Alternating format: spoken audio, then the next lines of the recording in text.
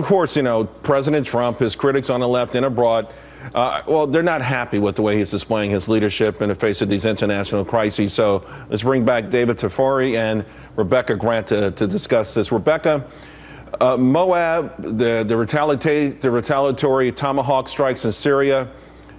In your mind, does this tell the world that we've got a new administration that's willing and ready to act and that things will be substantially different? And if so, how does that change the dynamic? Yes, Charles, absolutely. So this is memo to North Korea, memo to Iran, memo to anyone.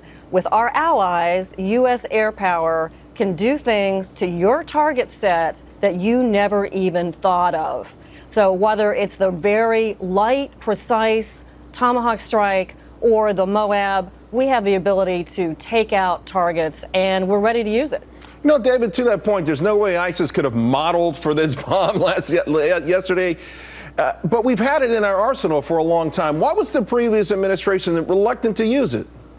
I don't know the answer to that. You know, there was a lot of theater around the use of this Moab, but I think it was an effective and proper use of it for a number of reasons. First of all, it killed only combatants, ISIS combatants. There were no civilians killed by it.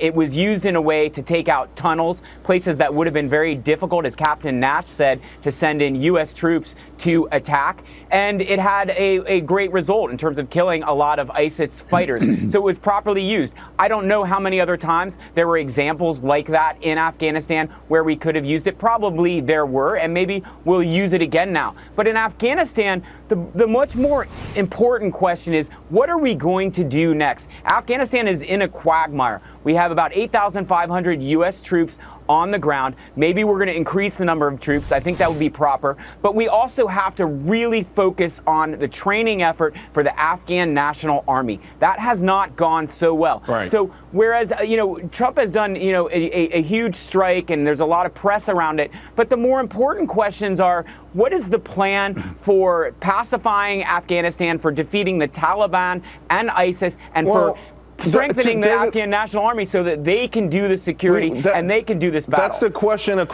throughout the Middle East with each of these countries. But Captain Nash, there's some scuttlebutt going around that the National Security Council now requesting that we do actually put more boots on the ground. In fact, there were some military experts who said that the use of the Moab was amazing and might have been even better if we had followed it up with more offensive aggression. Rather than playing defense, it's a time for America to play offense, and even if it means putting more American troops in harm's way. I think there has to be a strict political goal in mind before we do that, Charles. Taking out these ISIS clowns in an eastern province of Afghanistan is one thing. Negotiating with the Taliban is a completely different horse of a different color.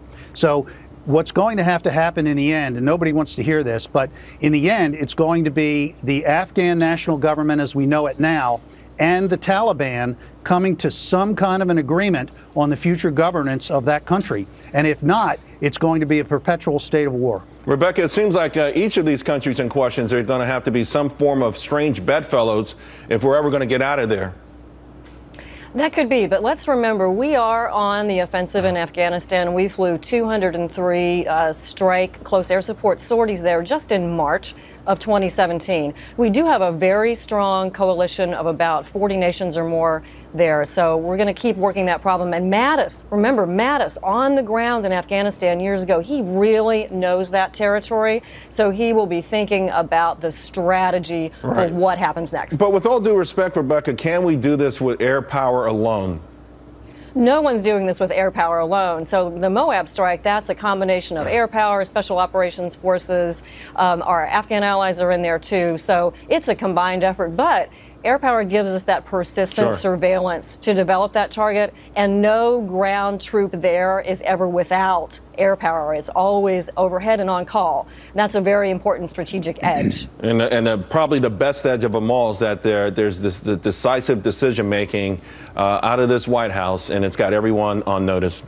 Thank you all very much. Really appreciate it. Coming up.